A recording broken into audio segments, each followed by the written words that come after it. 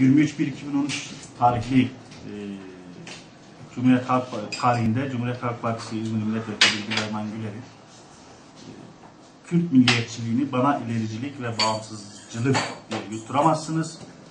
Türk ulusuyla Kürt milliyetini eşdeğerde gözdüremezsiniz diye talihsiz bir beyan olmuş ve bu beyanını yaklaşık işte 10-15 günlük bir süre zarfında geçmiş olmasına rağmen hiçbir şekilde düzeltmemiş ve arkasında durmuş olması nedeniyle biz Bitlis Barosu'nun işte yönetim kurulundan Hasan Aldanmaz,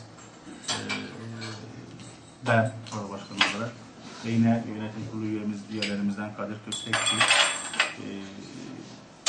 Bilgin Ayman Güler hakkında birer TL'lik sembolik manevi tazminat davası açmak için dava dilekçemizi hazırladık ve bu hususta da dava dilekçemizi de takip etmesi için yine yönetim kurulu üyemizden Avukat Mimar Öner'e vekaletimizi verdik. Dava dilekçemizi hazırlayıp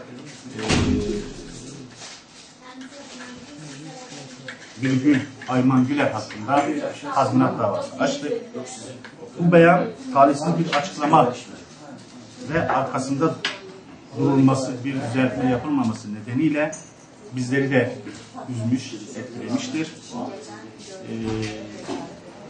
Bu davayı açtık, sizlerle paylaşıyoruz. Ayrıca kendisini de bu bağlamda kınıyoruz.